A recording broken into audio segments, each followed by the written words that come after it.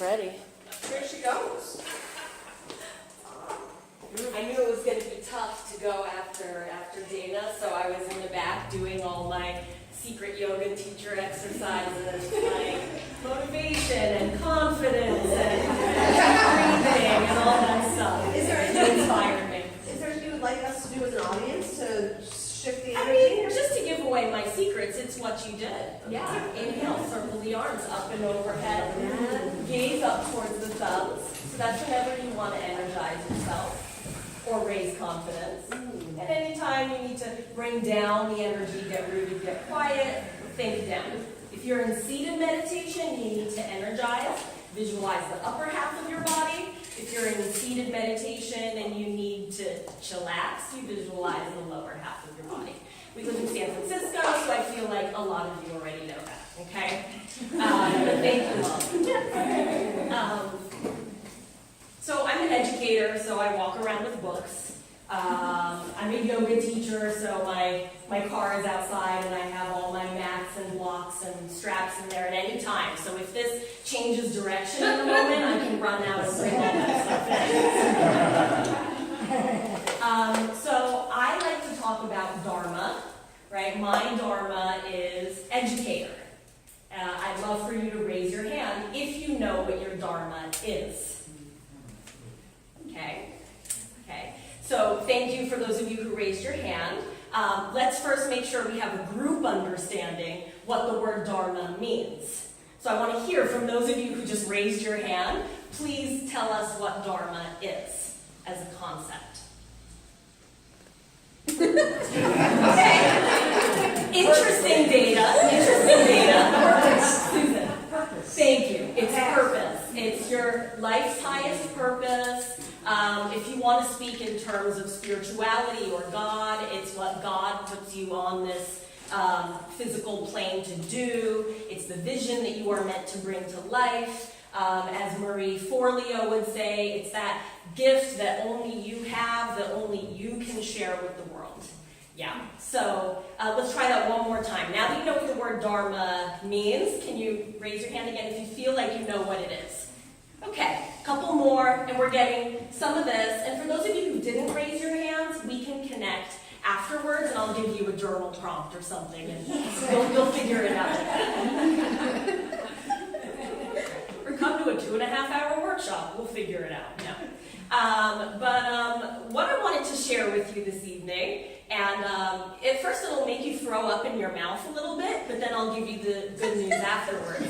I wanted to share with you this evening that the version of myself, Marissa, that you're seeing right now, is the most aligned manifestation of my Dharma so far. So I'm kicking ass at walking the path that honors my heart's highest truth.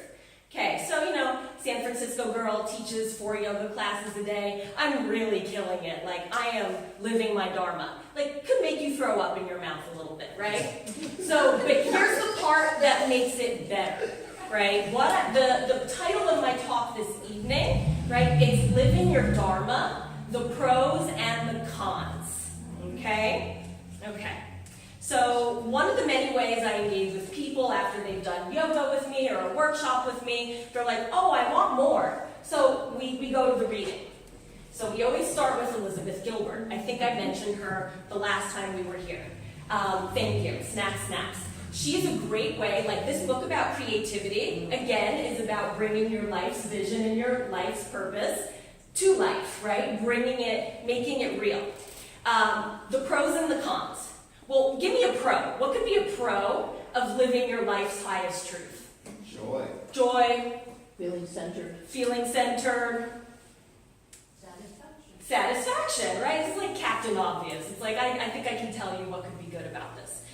Gilbert, I love her tongue-in-cheek writing style. She brings up a lot of financial issues here in the book. Like, let's be honest. Like, oh, good idea. You're going to pay San Francisco rent teaching yoga classes. Have fun with that.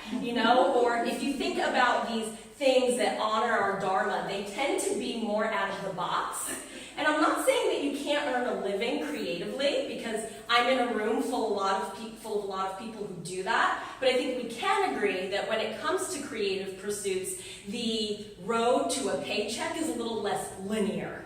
We'll agree on that. It manifests, right? It manifests, it transpires. We manifest cash on a different timeline, okay? So people are like, oh, Marissa, I like your stuff. I like to talk about Dharma. The Gilbert book was great. She got me excited to create. It was a little bit of a bummer about the money thing. Okay. But they're still interested. So I give them another book. The Alchemist, Coelho. Okay? So it involves a little bit more emotional commitment from the person I'm speaking with, right? Because it's like, now all the bells and whistles are gone. You're going on a big journey. You know, there are mountains to climb. When you get to the top of the mountain, you have to start owning it. You have to be like, I'm going to be the next Oprah or whatever. And once the cat is out of that bag, like once you tell the world your Dharma, you can't put the cat back in the bag. So that's where you kind of start owning it, all right? And then we start learning words like destiny and obligation and fulfillment and responsibility. And I know if they get through this one, like they're ready for the bad news. They're ready for the bad news, okay? So I dig back into my yoga teacher training days, and I pull out the good old Bhagavad Gita. So it's not a quick read. It's really not. The whole thing is a metaphor for Dharma, right? Prince Arjuna has to gallop into battle. He has to slay his enemies because his Dharma is to... I'm getting the signal? Good. So, okay. His Dharma is to rule his kingdom. God tells him, you have to go in there, this is what you have to do. So in this book, Dharma itself is war. It is battle. It is hardship. It is the hard work. So what I am saying, and I'd like 5 more minutes, please, Molly. Next time, I'll give you part 2. Yeah, small topic. What I am saying is that choosing to live your life according to your Dharma might not make you happy.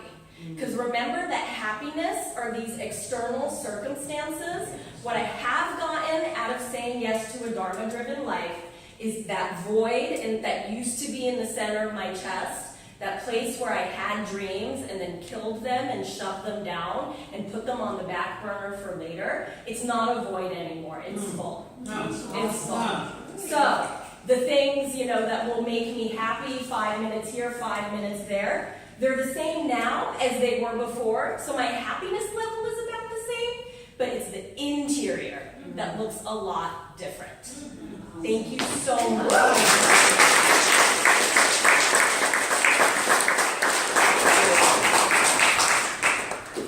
I mentioned her last time, too.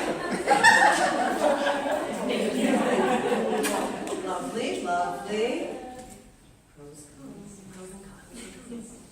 Any thoughts? Any reflections? Yes. I just adore your energy. I remember from last time. I remember last time. And it's just, it just lit up the entire space. And I'm sure that's a reflection you get in lots of spaces, but it's such a joy to be on the other side of it and connected. So thank you. Thank you. I appreciate the eye contact. You guys are awesome for eye contact while we're talking. You're good too. Thank you. Daisy Jackson is really good with the eye contact. Thank you. Reflection. Thank you. Yes. Anybody else have any reflections, thoughts, favorite phrase? My husband's giggling in the back. What are you doing?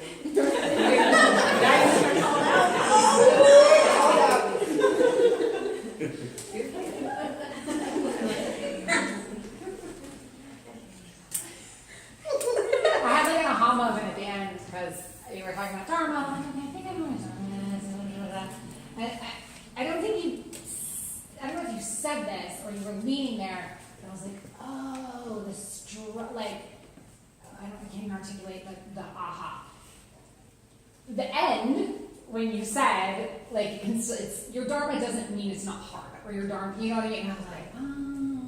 And then I sort of came out myself and I was like, oh, I keep thinking that if I'm living on purpose, it'll be easy. So that was the aha. Do you know what I mean? Right. I articulated that in a very non-linear way. And thank you for mentioning articulation. Like, again, it's like, oh, you have 5 minutes. Let's talk about Dharma. So, thank you for sharing just the challenges and articulating even what this topic is. It's pretty meta, so thank you for hanging in there. Yeah. I like the way you you made it really connect in a very special way. I'm an educator. I've been an educator since I was probably 16. I retired 10 years ago. I'm 70. I spend every day learning and teaching. Mm-hmm. And I learn more from the people I teach than I'm able to absorb. And what you said is it's never easy to follow your Dharma or to emulate who you believe you are. But there is that spot inside that is filled by the things you share and the things you receive just magically from sharing that you didn't know you were doing. And that comes from just truly living your truth. So thank you. Thank you. Awesome. I'm amazed at how much you were able to cover in 5 minutes. Fast talker, I'm from New Jersey. And I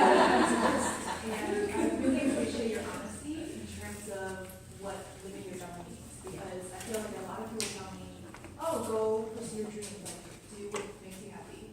But they never acknowledge the downside and the potential difficulty, right? That might make you unhappy actually. And when I try to bring that out, they don't want to hear it.